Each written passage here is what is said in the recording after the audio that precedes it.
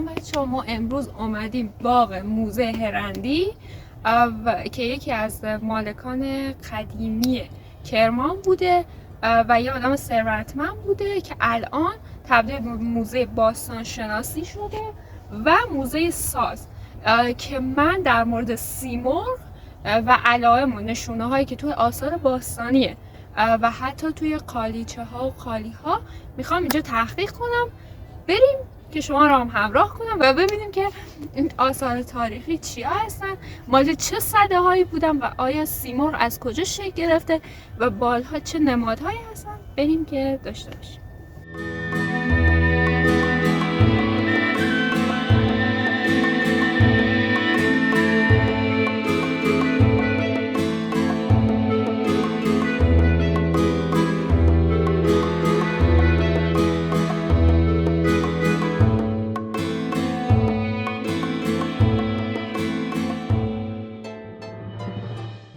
این موزه باستان شناسی ممکنه جواب برخی از سوالات من رو بده. در بین آثار تاریخی و اشیایی که از شهر جیروف که جز اولین تمدن‌های تاریخ بشر بوده، من به دنبال اثری نشونه‌ای از پرنده می‌گشتم. سر و عقاب، بالهای افقی عمودی یا باز، سر شیر یا زبون مار و نشونه‌هایی از سیمرغ که در موردش پرسجو کردم و خوندم. اما هرچی میرفتم با اینکه شیر و عقاب یا پرنده‌های مثل طاووس رو میدیدم، اما نمادی موجود اساطیری و اسطوره‌ای نبودن. بیشتر اشکال اولیه موجوداتی مانند سیمرغ یا طاووس رو نشون میدادن که هنوز شکل درستی به خودشون نگرفته بودن. شاید به خاطر این باشه که این اشیا خیلی خیلی خیلی قدیمی تر از اون چیزی هن که ما انتظار داریم.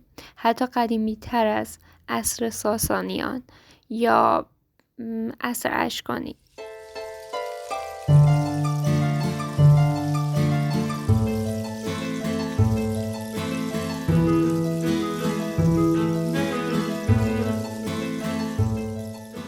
سلام، چطورین آقا؟ به یکی دیگه از ویدیوهای من خوش اومدید. من کیمیا هستم و در این ویدیو میخوایم که در مورد یک شخصیت دیگه تحقیق کنیم، چون دارم یه شخصیتی می‌نویسم که وجه داره، دو تا حالت جسمانی داره که یکیش تقریبا شبیه یک پرنده است و یکیش زن کاملا که خب این میتونه تبدیل بشه. خب یکی از شخصیت‌های داستانه و من مجبورم به خاطر اینکه شخصیتم شکل بگیره در مورد یک سری پرنده های اساطیری و باستانی تحقیق کنم. پرنده هایی که در اون زمان کلاً به ایرانی های باستان به این نوع پرنده ها عقیده داشتن.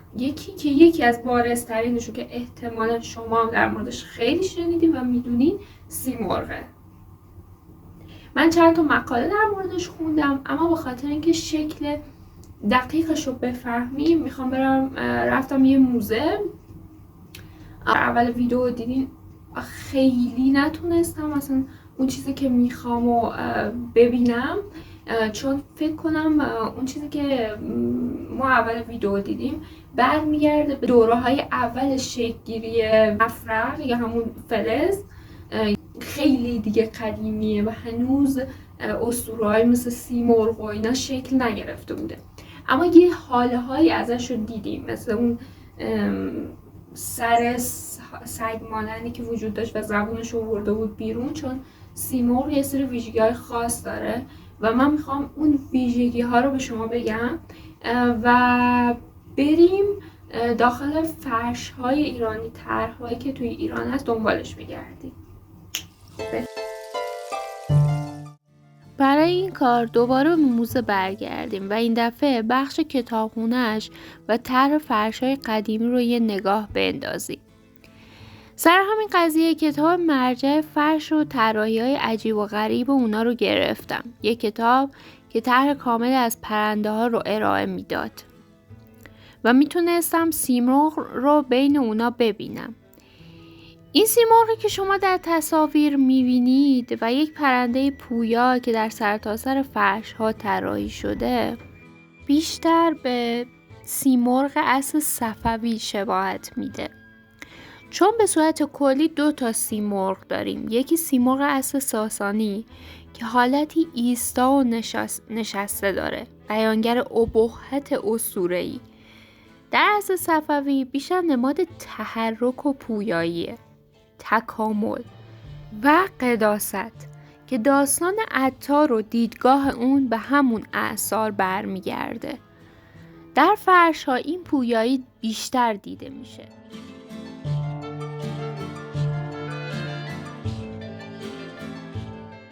به طور کلی هم در فرهنگ ایرانی بال بر روی بدن انسان یا حیوان علامت ایزدی و نماد قدرت و محافظت بوده.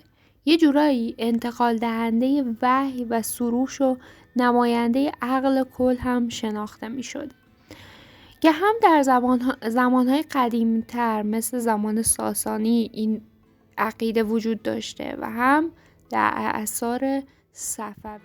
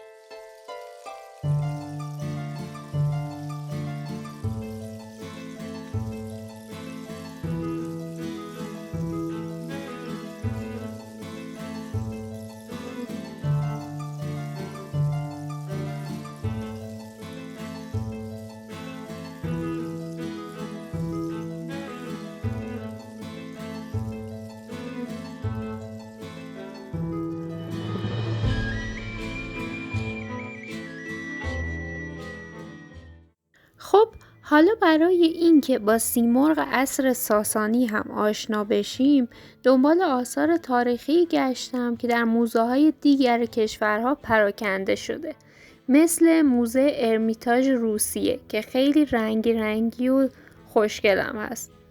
شما رو در این تور مجازی همراه خودم میبرم که یه سری آثار مربوط به دوره ساسانی رو دیدم که دقیقاً همون سیمرغ اسطوره‌ای رو به تصویر میکشه.